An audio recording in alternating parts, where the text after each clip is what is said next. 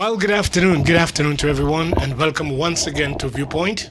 Wendell Moore here with you, and my guest will be talking to the Prime Minister this afternoon for the time that we have left, and it's good to have him in. Let me introduce the Prime Minister of St.Maarten, who heads the uh, political party URSM. URSM. All right. And he's here with us for the full hour. Mr. Prime Minister, it's good to have you, and happy to know that you can make time to come and talk with us simply because there are lots of people who probably have their own opinion as to what is happening, but you must have your say too as well. So it's good to have you. Yes, Mr. Wendelboer, in the first place, thank you very much to have the opportunity to be in your radio program. It is a great honor and a great pleasure, of course, to participate in your radio program, realizing that your radio program is a great contributor to nation building for the country. And I appreciate enormously what you from the media is doing for St. Maarten, because without this pillar of the media, we are not going to be ready for the nation building that we all are envisioning, especially this Prime Minister. But once more, thank you very much. I'm very honored and looking forward to a nice conversation with you this midday. Okay. I wonder, you must have heard that there are lots of people who are calling, or there are some who are calling for you to resign as a result of probably their assessment of your performance or your job that you have been doing. What do you say to those people? I think you're not well informed. I think there are a lot more people than the group that you're referring to, because that group that you are referring to is the opposition.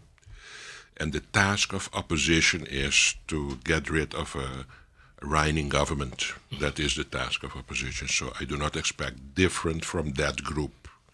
But to use the group from the opposition to generalize that they want this Prime Minister out, I do not think that it is a realistic representation of what is going on. I even think they tried that with motions in the recent past, and if you see how they have condemned them in social media in their feedback, I think it's not a correct conclusion that you're drawing, that they would like to have this Prime Minister go. I do believe that everybody wants a change for this country. Everybody is complaining that things has to get better for this country. But the moment we ask everybody to get out of their comfort zone, because that's the only thing that has to happen for the change, everybody then realizes what for efforts on individual basis has to take place for us to get through with the issues and challenges of this country. And by the way, the opposition is saying a lot, wanting a lot, creating, I think, a small impression that this government is not doing their job. I can tell you that is not the case. So I really believe that we are under the given circumstances of the mess that we have encountered since I'm Prime Minister of this country. I think we are doing relatively good, because it's not only building a nation, it's repairing to have a good foundation to be able to build on it. And everybody wants to see the building coming up, but everybody forgets that the foundation that had to be there already, it was never put in place. And of course, they're sitting now in opposition and expecting the building to rise now. But they forgot that you need a foundation for that, but they never work on the foundation. And because they're not seeing the walls of the building, they're telling us that this government is not doing what they're doing. And I can tell you that is not the case. Okay, that's fine. You were the overwhelming choice, of course, in the last election. Yes. When it comes to who they were entrusting Yes. the leadership of this country into Yes. your hands. Great And you change. seem to have had the view of what needs to get done, because those were part of your campaign, Yep. promise. Are you able to address any of those with so much to get done? And like you've said, you've made a lot of things that needed to be addressed. Yes, Wendell, we have to realize 95% of my daily activity as Prime Minister is extinguishing fires. 95%. That sometimes I reach home at night, and you can know that every morning my wife tells me when I leave, please do something great for your country. And at night when I reach home, she asks me, did you do something great for your country today? And then I have to realize that 95% of the time that I had to do something great for my country, I have consumed it, used it to actually control, damage control, how we say. So that is our problem. 95% of my daily activity is controlling the damage of where we are today because of the lack of the foundation that we needed. And there is a lot going on, and they all do as if it's a prime minister's fault. We can start to when I became prime minister in May 2024. The whole energy supply to the community imploded, right? But it became prime minister's Mercelina problem, and today we have stability of the grid. But people forget the most essential thing that a community and a country should have is energy. And I was there a week, 2 weeks. First of all, the government fell. There was an implosion of energy supply for the country. People forget from where we are coming. And now, for example, they highlight with emotion the fire department that has issues. But the fire department issues are not from today. They are even since 10 starting. But everything that now pops up as a problem of negligence of the past governments that are now popping up, I will have to take care of them, but the opposition places in a beautiful way as if this prime minister is incompetent to govern this country. Believe me, that is not the case.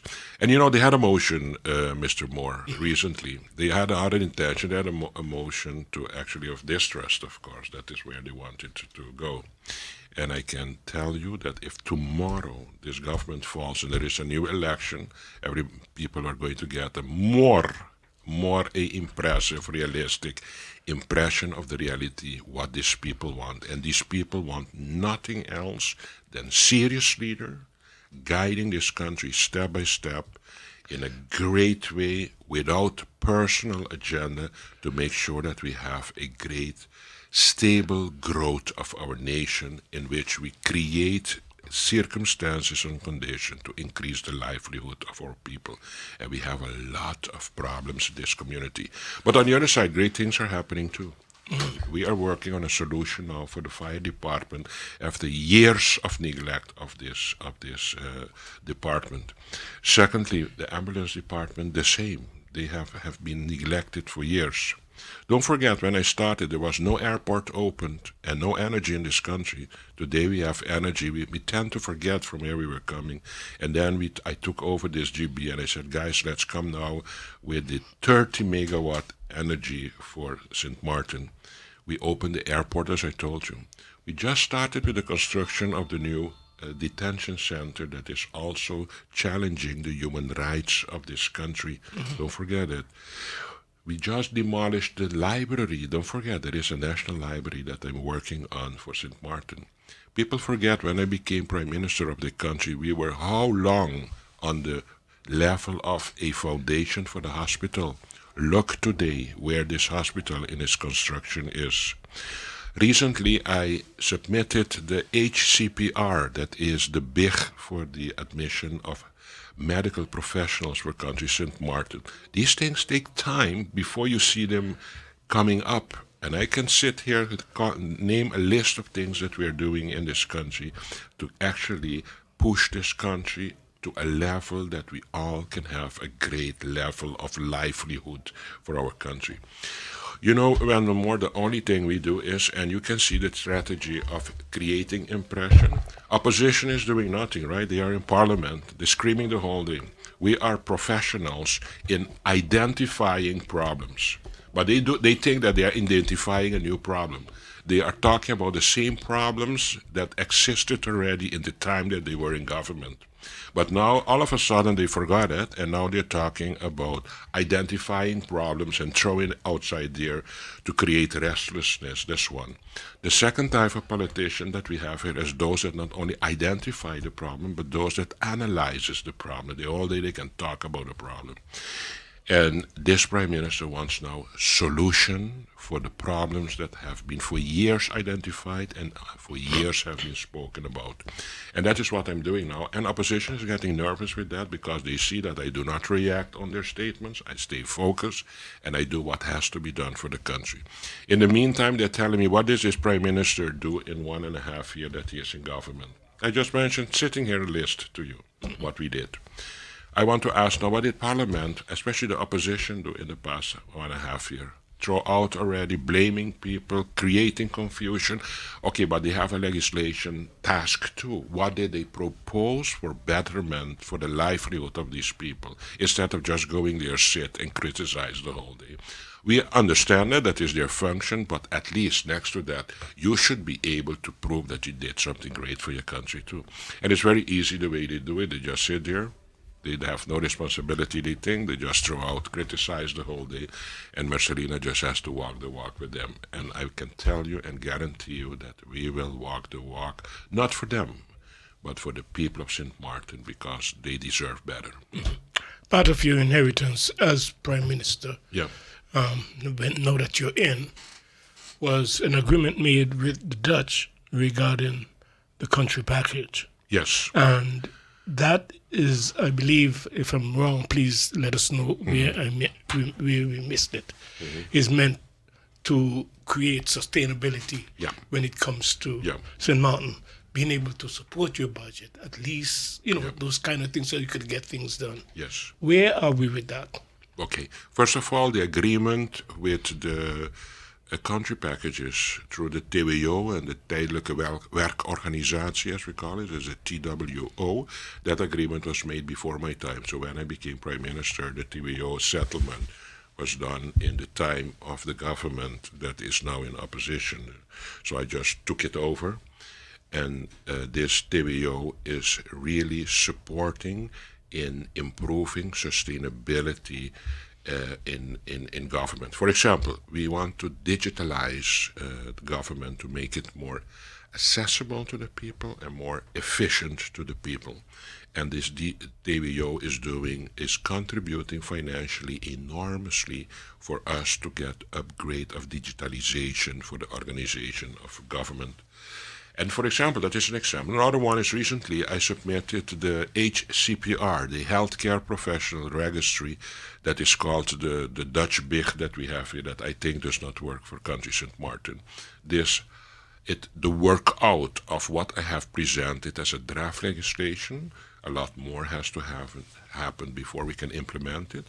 We have a lot of money reserved in the TWO, this country package, that is going to pay a project manager and also a legislative lawyer to continue with the draft that I presented, to work it out until in the details for us to make sure that once we implement it, that it's something that is really going to service the people of St. Maarten.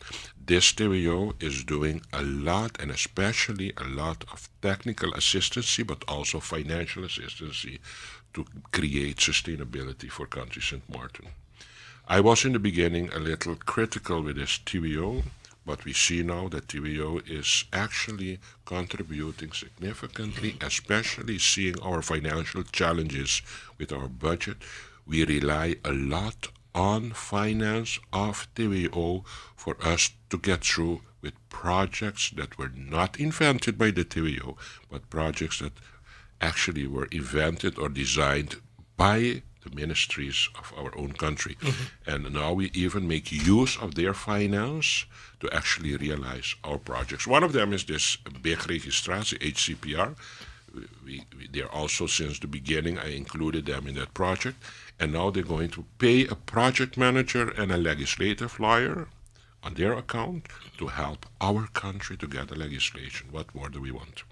I was about, that's why I mentioned that you inherited that agreement Yeah. because St. Martin signed on to it. Yeah. And really wanted to ask you what if you were skeptical, it seems, Yes. of it in the first Yes, place. because in the beginning the impression was created that they will dictate the direction of projects that they would like to see for St. Martin.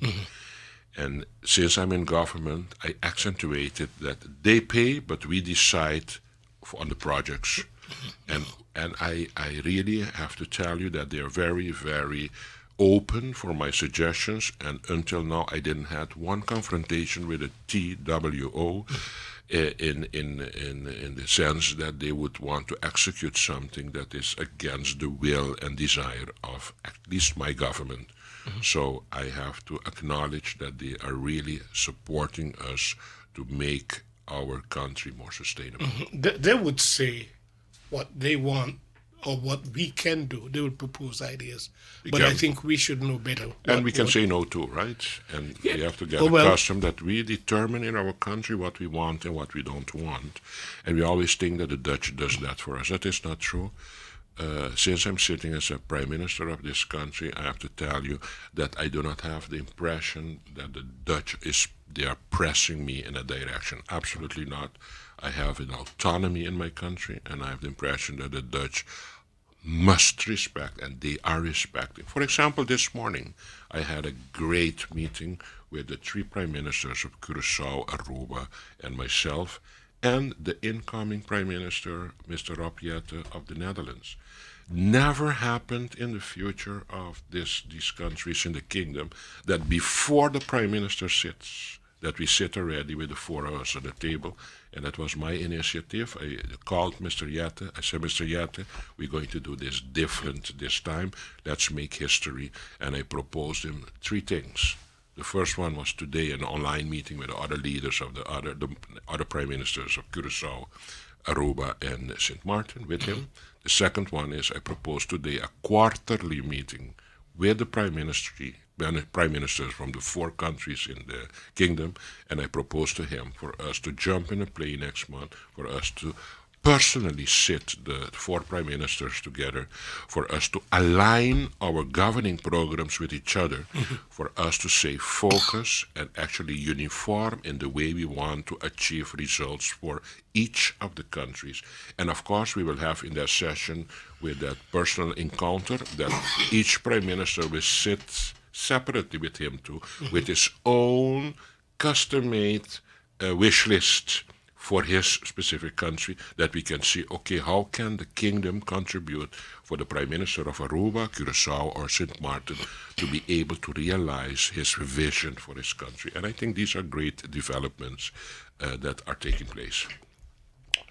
As chair of the Council of Ministers, I think I can feel a question that might be the responsibility of the Minister of Finance to answer, but I wonder if we are making any progress with revenue generating ideas for St. Maarten, because ultimately, for you to realize any of your projects or anything that you want done, one case in point is these folks at the fire department that has to be paid or whatever. You have to know where that money is coming from. Where are we with revenue generating ideas for St. Maarten? We have a lot of ideas for sure. Secondly, to execute these ideas that the Minister of Finance is busy with, by the way, she is very, very into it, is that a lot has to go parallel with legislation. You can say, okay, I'm going to introduce, for example, a tourist levy for tourists. The tourist tax is one, but you can implement it at the moment that you have the legislation ready.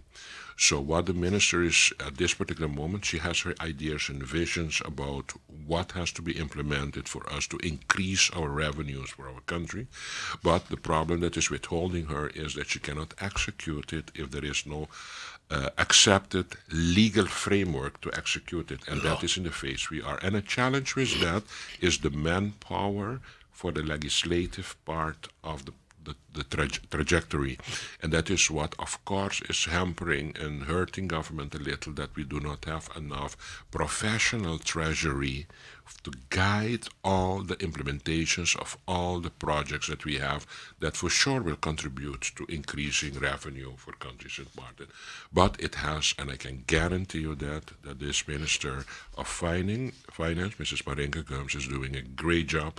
And once it rolls out with all her draft legislation, we are going to feel the difference in revenues for country St.Maarten. And as you said, as a small island, as a small country, as a small community, we have, of course, a lot of financial obligations to keep it going in this country.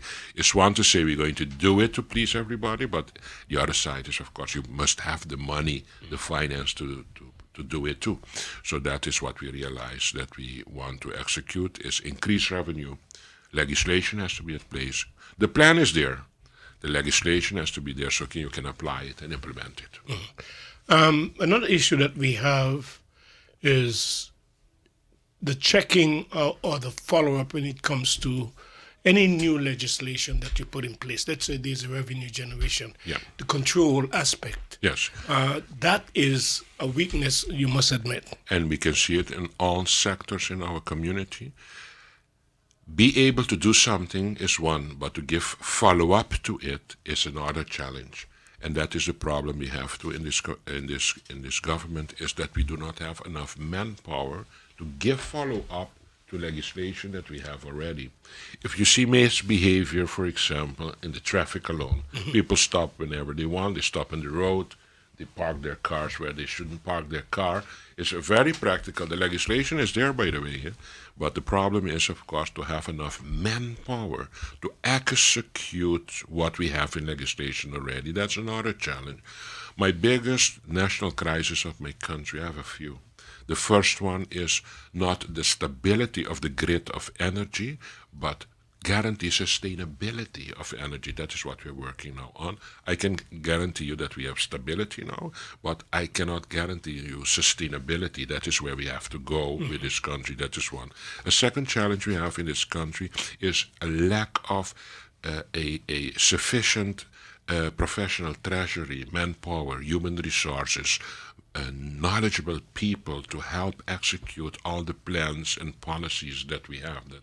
That's a second big challenge for our country that we have to work on. And it's very difficult to get professionals to come to your country because, one, we cannot pay them what other countries pay them. Secondly, you have to really think it twice before you come and live on the island. You have to come with your family. Your kids are already at another school, whatever. It makes some commitments. It needs some commitment before you decide to come and live on an island. And most of the time, you will have to have some link, emotional bond with the island too. If you consider all these conditions, it becomes very difficult for you to select motivated people that are with their heart attached to St.Maarten to take the big decision in their life to come over to St.Maarten to help our country. So my biggest problem is the energy for our country for the future, the sustainability, not the stability, but the sustainability, and secondly, the manpower, the human resources. If we can cope with those problems, I think we will have a brilliant future, and we are working on it. We are doing a lot to see how we can recruit people to come to St.Maarten, but it stays, of course, a difficult challenge. Another, for example, that's why I'm so attached to my big registration, the HCPR, the Healthcare Professional Registry, is we are building a hospital. It's an impressive building that is rising now in our country, but we forget that we have to fill it in with professionals to give the service that we are ambitioning to give to St.Maarten.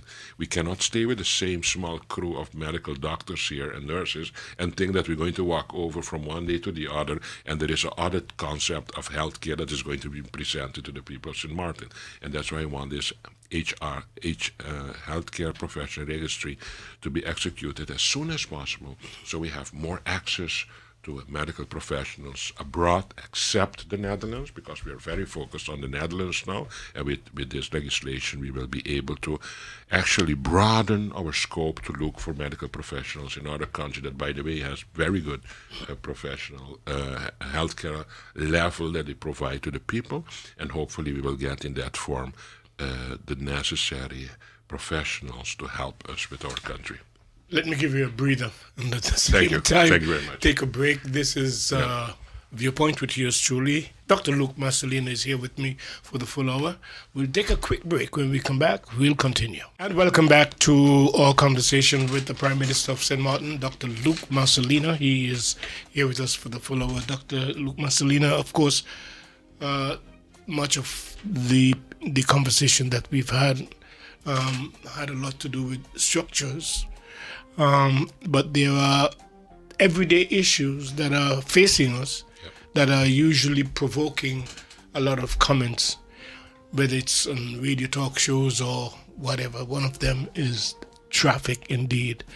And I don't know if there is any plan. Again, I am conscious that you chair the Council of Ministers, but there are ministers that have portfolios that are responsible for those portfolios, as the case may be. But as general affairs, you fit into just about everything.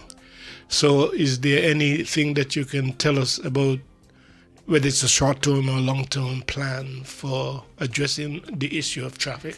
Yes, Mr. Randall Moore, the following.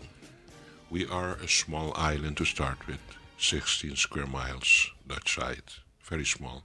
We are the 11th most densely populated country of the world. It's important for people to know that. We are the 11th most densely populated area of the world.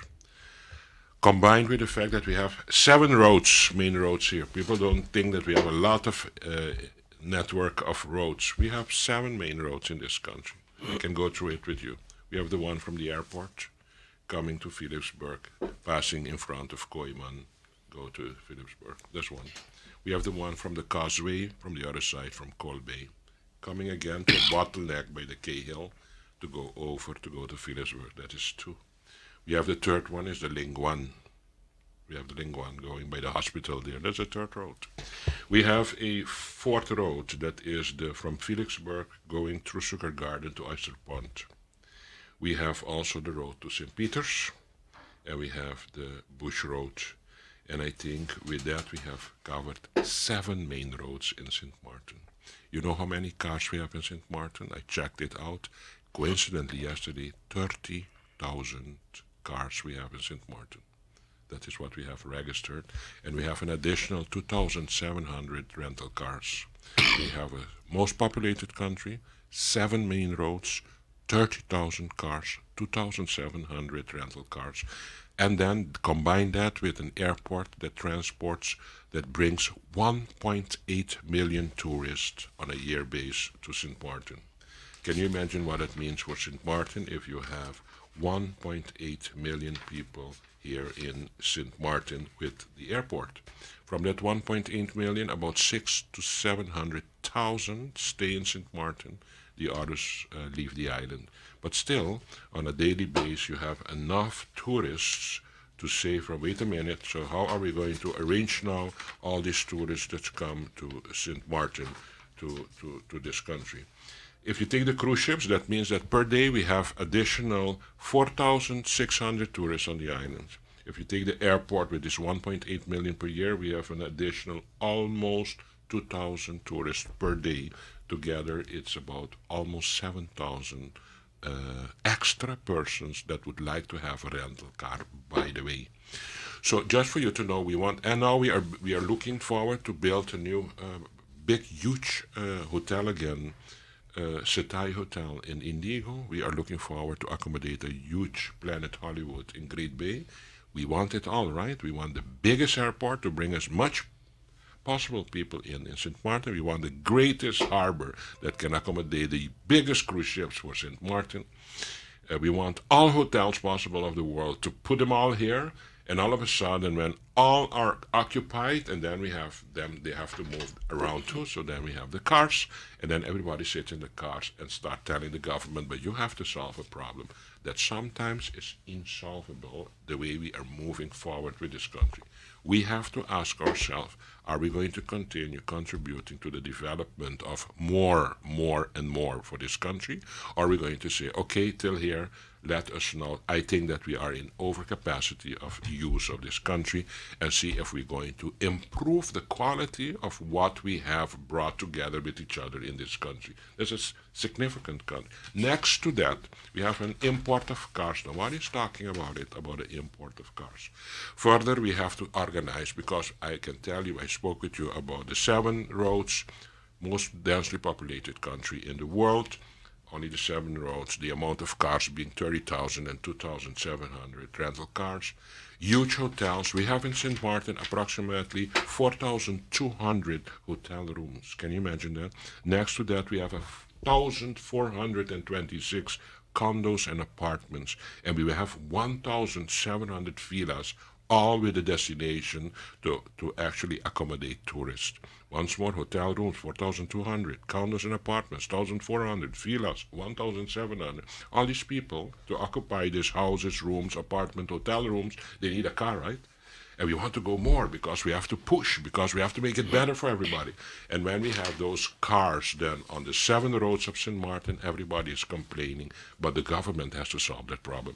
I'm thinking, by the way, to solve it, because I always think, okay, how can we mitigate and control the problem in St. Maarten? First of all, I had a meeting last week to see if we can do something with the ferry. The ferry tender that we have, the small boats. We start by Philipsburg. We bring the people next to the coast, along the coast of St. Maarten. We stop in by the Simpson Bay Bridge. And then that boat has 2 options. It's going to go from the outside. It's going to go to Sunset, Morgan Hotel. That's the second stop. Or it enters by the bridge by Simpson Bay, goes through the lagoon, and goes to Kupakoi. So we have a whole coverage of tender ferry to do like a public transplantation for people to make use of now boats and tenders, ferries, to get away in wherever they have to reach. Secondly, we have to start thinking on looping the traffic. Looping the traffic is, for example, make a one-direction circuit of vehicles. Take whole Simpson Bay Airport, come through our Simpson Bay, the stroke, and make it one direction, and then you go to the roundabout before you go to Cahill to continue going to Coal Bay. Make that one direction too, and then it loops like a circle. And then we start looping also the other side of the hill in the Philipsburg side, and see if once we loop the traffic, you get two-stroke ways, and that means that way you have more facility for the traffic to flow. Public transportation is the third one. You need a lot of courage to tackle public transportation, because we know how public transportation is arranged in this country. There are a lot of people with bus licenses making money out of it. I think the politician that is going to tackle that problem is not going to come back as a leader in this country, but you still have to think, how are we going to solve the problem of public transportation? Are we going to go for a transportation authority or not? What I think should happen. Further, then, we have to think about, for example, a moratorium in the import of cars. We are importing cars, and the party has to continue, and then we complain that we have traffic. But guys, what do we want? Do we want to go to the left, or do we want to go to the right? And the last one is, we have to think seriously about the future of St. Maarten. We want a new hotel. That hotel comes with 300 rooms. That hotel, the moment it stands there, it needs 100, 200 cars to keep it going. Where are we going to put those cars? It's great to create this great hotel, but there are 200 cars more that comes with this hotel. Setai is coming, perfect for the economy of St. Maarten, but this Setai is going to add another 150 cars to the road. People don't want to see the problems that comes with the projects that we envision for this country. And I think sometimes politicians have to tell people the truth too. Guys, be careful what you ask for.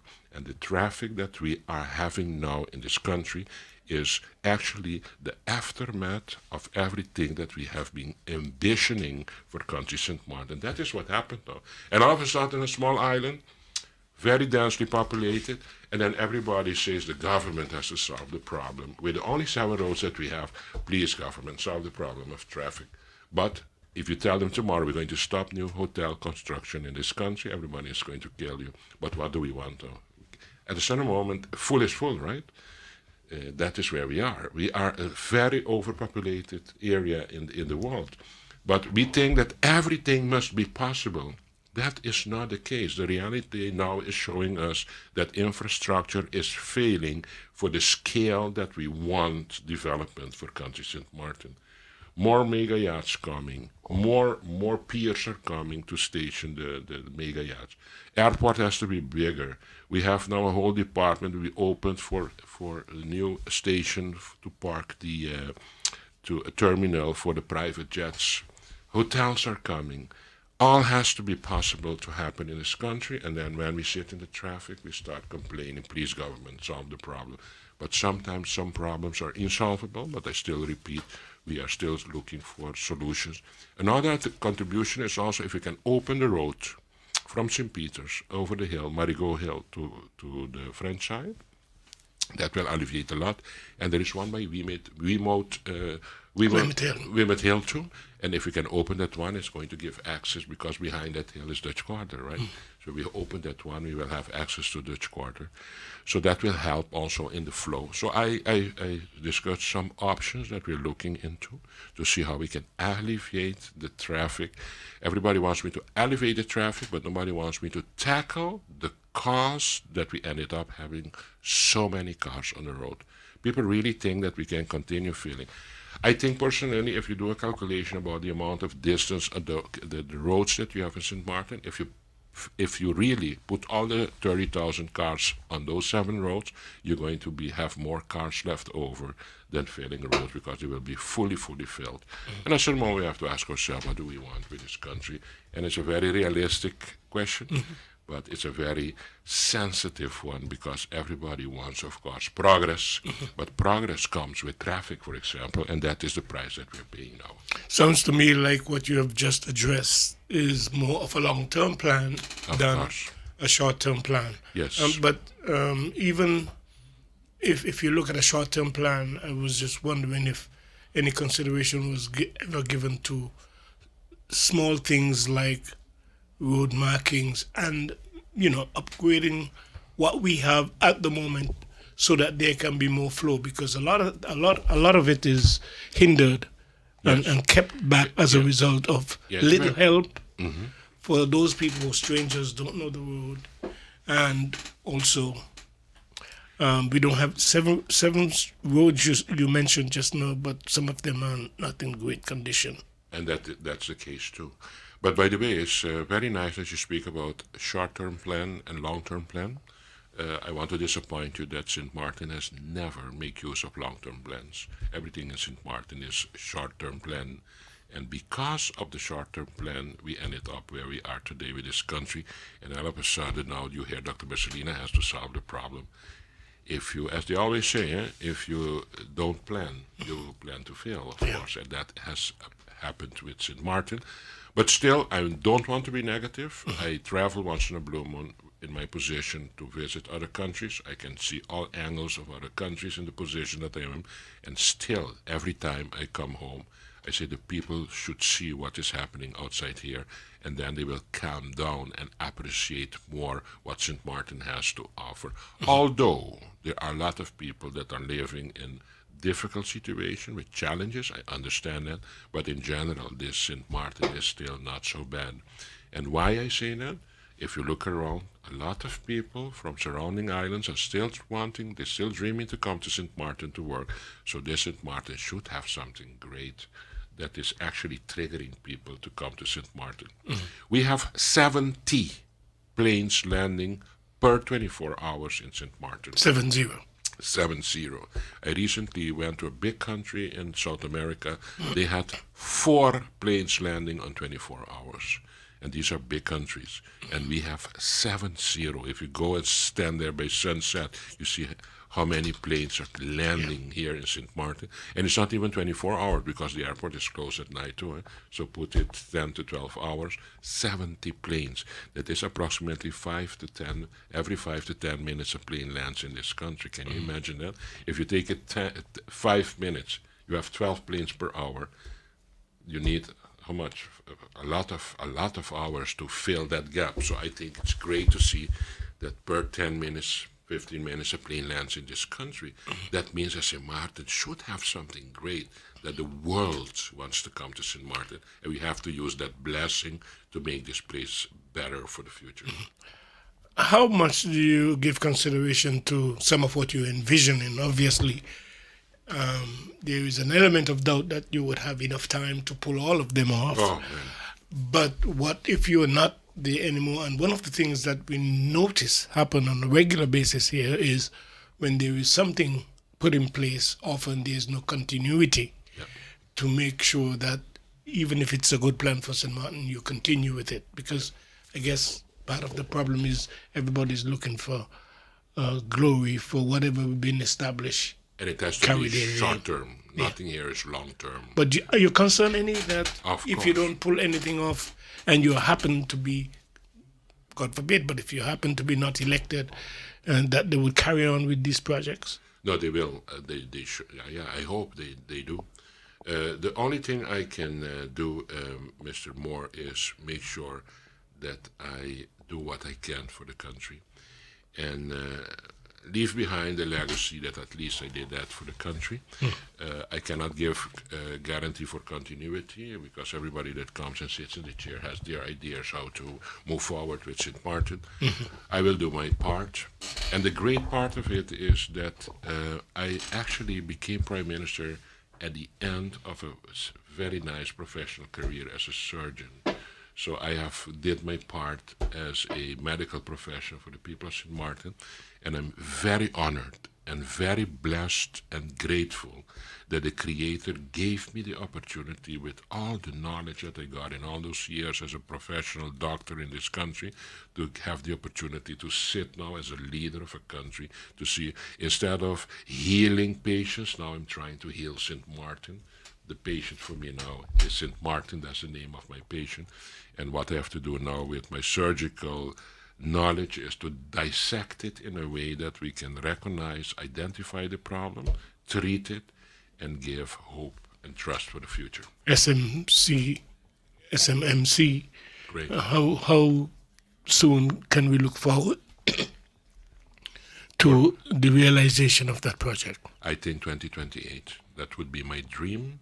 I hope I will be right, but if we can manage to open even partially this hospital in 2028, I think that we did a great job.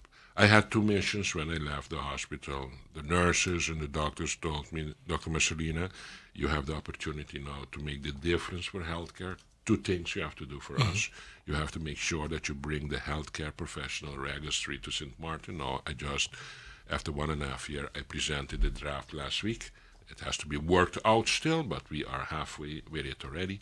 And secondly, they told me, make sure that you bring us a new hospital. And I can tell you already, look how far we are already, that we are even talking now about 2028 to finalize it. If we can keep this government together, what I think will happen, we will still have the opportunity to open this hospital before I look back and look at my first 4 years of governing this country as a government, as my prime minister. You think people understand what you're doing? I'm sure they're understanding it. And you know why they're understanding it? See how many votes I got the last time in elections. So they are starting to understand where we're going. And I think I can be so arrogant to say that if there is election tomorrow, people will be surprised how many more people are understanding where this prime minister wants to go with this country. Remember, Wendell Moore, I do not have personal agenda. I'm telling you, I don't have that. My salary was better in the hospital than what I'm getting now. But I'm still doing it. Why? Because I have an unconditional love for St. Maarten. And I really think that St. Maarten is a great place, but we still have to make it great for everybody. For me to be able to say out of my heart, St. Maarten is a great place. But I have the hope that that can happen. And what we have to reinstall back in this country is trust in government and hope for the future. We were completely exhausted when I started as Prime Minister. You remember how negative this country was. When I started, we had the killing of a partner in politics. You remember that it was a historical, tragic moment for St.Maarten's history. We had the load shedding with the blackouts all over the place. Everything was negative. Then they threw down the government. And see, all of a sudden, where we are. You know, Wendell Moore, what impressed me the most since I'm Prime Minister? 2 weeks ago, I went to Maho. I went to meet somebody there, and I walked out of my car, step out of my car. A taxi driver stops the car, jumps out of his car. I did not know the man. He walked to me and he told me, Prime Minister, last December was the greatest month ever that I have experienced in St. Maarten with making money as a taxi driver. And then I thought to myself, you see, people are seeing that the change is coming.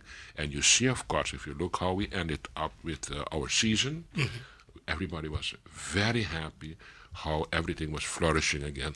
By the way, Christmas was great. We forget. You remember all the beautiful lights. I started there the first year last December, not this past December, the one before. Everybody was criticizing me with the lights, and see the nice impact that this makes on the soul of the people of this country, that we enlighten the country, give a great ambiance with Christmas. We tend to forget from where we came when I took over this country and how we are now. We feel ourselves so comfortable now with where we are with this country, that we start again to feel that we are entitled only to complain again, while appreciating the small and the steps that we have made since when I became Prime Minister.